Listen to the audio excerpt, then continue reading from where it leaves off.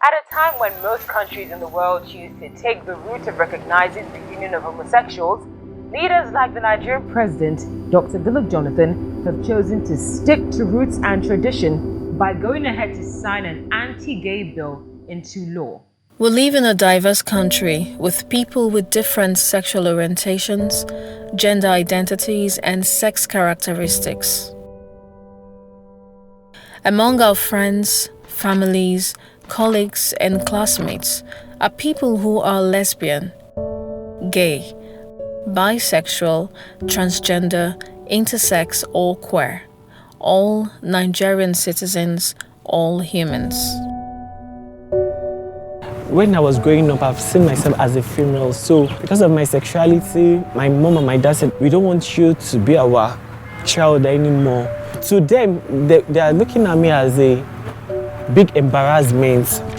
I was sent out of the house. I don't have anywhere to go to. I don't have a friend. I was just sleeping from one junction to another, from one bridge to another bridge. Is where the nights meets me, that's where I will sleep.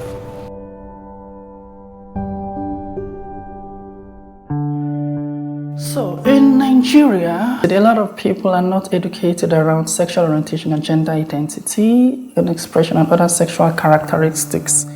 But the other sexual characteristics we also bring in intersex and other groups of people. And it showed a lot of ignorance. There is heteronormative culture, this mindset that everything should be heterosexuals, everyone should be heterosexuals, and anything outside that is abnormal. And I like to say, no, it's not abnormal, it's just not common. Access to healthcare without discrimination is guaranteed to every Nigerian. However, LGBT plus Nigerians face discrimination from healthcare workers, which hinders the access to comprehensive medical care. Yes, actually, I have been refused treatment. I have been refused treatment because I was trans. Because of the community we are, the places we live, we try to want to act like normal. They'll start, what's this? Are you a girl or a boy? Are you a female or a man? So something like that makes me to just stay indoor. I just reserve myself. So I don't, if I'm sick, I don't like coming out to access treatment in general hospital. The only way I think they will attend to me the way I want is to look the way they want me to look. Yeah, they want me to look like, okay, you're a guy. You should act like one, have beers, wear normal dress, and but if you look anything different, even making of your hair, like they have this looks like you don't know what's coming around here, and they call it a general hospital. It's meant for the public, for everybody, but they feel like you are not, or I'm not among the everybody. I should be treated differently. And I don't want to say I live a double life. I live like a triple or quadruple life because I have to be in so many places at so many times, and I have to be different persons at different times. I have to be someone else at my house, I have to be someone else at work, I have to be someone else at school, I have to be someone else on the road, So it's really affecting me mentally, and it has put me to depression a lot of times. Yeah, that's why I prefer to self-medicate, to be honest. Obviously, when trans people try to access healthcare, sometimes, a lot of the time, they get denied. And it all boils down to the knowledge. How many of these health workers even know what it means to be trans? A lot of them do not even understand. The discrimination LGBT plus persons face from healthcare workers include being preached to, verbally or physically assaulted, being denied medical care, and getting subjected to unnecessary medical procedures without consent. Obviously, my experiences with healthcare workers and healthcare facilities has shaped me in such a negative way. Yeah, preach to me. Yes, yes, that actually happened at a general hospital at Ebeda. I literally went to a healthcare facility myself, which was about like 10 years ago. I noticed like I had like a little symptoms in my body, especially my private parts. And then immediately she screamed. Like she screamed so loud, and I was like, what's the matter? No, the way she screamed was really embarrassing. Immediately I just ran out of the place. That night, I was asleep already, around 2.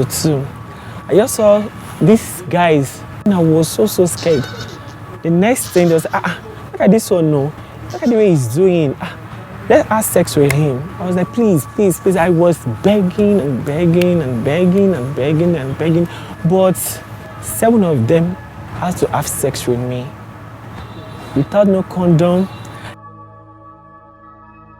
So when I go to a health care center, when the man saw the growth, he was like, fuck, what is this? I thought it was just the rashes, blah, blah, blah. I can't just do this. I can't just touch you.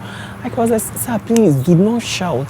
Can you just help me out? And he said, are you crazy? Are you mad? How do you get this? This life is getting to something else. I was like, after everything I've gone through, I've been assaulted by 7 guys and all that. So to even access treatment here in my country is so difficult for me to do that. When I was going, I felt so bad. I was like, I was just thinking, wanted to kill myself. That what kind of life is this? I was referred to a general hospital at Ebeta, and they just perceive I'm gay, and all of a sudden she just called me to uncle, and I was like, speaking to my ear, like, this thing you are doing is not good though. And try and stop it. And she was trying to give me some kind of scary scenario. I tried to say, you might get hurt, you might not be able to sit, you might get, just give this. And I was like, God, madam, I'm not here for you to cancel me on my sexuality. Studies and research have shown that LGBT plus people are more likely to suffer from psychological distress such as depression, anxiety, self-harm, substance abuse, and suicidal ideation. Sometimes I feel like committing suicide. Yes, I feel like that all the time. All the time. All the time. Some common bad experiences that trans people experience when trying to access mental health care are, one, them being invalidated in their experience, having their experiences being minimized. Another bad experience is like them being misgendered or being called by their dead names even after they've been corrected by it. And a lot of times, because they don't have access to healthy coping mechanisms, they dive into substance use. So they are more likely to have substance use disorders, among like a range of things. So it basically reduces the level of resilience that they would have, the level of community that they will have access to, amongst other things. LGBT plus persons and activists in Nigeria are demanding and advocating for the repeal of discriminatory laws which make it harder for them to access healthcare services without discrimination and prejudice. There is no law, there is no policy, but we have guidelines. We have guidelines and we have what we call the strategic plans that caters for key population. And gay men, bisexual and transgender population actually falls under the key populations being focused on based on their elevated risk to HIV infection. And knowing that we have the same-sex prohibition law, Same-Sex Prohibition Act, there's nothing about access to healthcare, even in it. You can see it's a faulty system. It's a faulty system. We tend to assume that we do not exist. LGBTIQ do not exist, but then LGBTIQ people exist. So there's really no law. Same-Sex Marriage Prohibition Act is scapegoating a lot of people. There's this domino effect that is pouring on the trans community and the intersex community and other groups of people. What needs to change for us the trans people to be free in the country? they really need to work more on the constitution, the Nigerian constitution. Because firstly, before I'm a trans, I'm a human. So I shouldn't be judged because maybe I'm different from other perspective. Like being a guy, I'm not like the way the other guy look. They shouldn't judge me that way. They should try and create this awareness of, okay, there are these people who want to express who they are inside. If I have the chance to advise these public health care doctors, first of all, I would tell them that we are all human beings. Forget that this person is a trans and this person is not a trans. We are all humans. They should put aside their stigma and everything. This is the person we have. They should just accept us because we need their service. A recommendation that I would make to mental health care professionals and to bodies and policymakers is making therapy LGBT affirming. By that I mean from the assessment tests given to the initial interviews, to the theories that are being used, to all the interventions that are given, there should be a consciousness in making sure that these people are included in your studies. So my advice to healthcare workers will be for the healthcare provider to be open-minded in providing services to the LGBT population, including the trans persons. For the National Medical Association, I would advise that the association should advocate for training for the healthcare workers.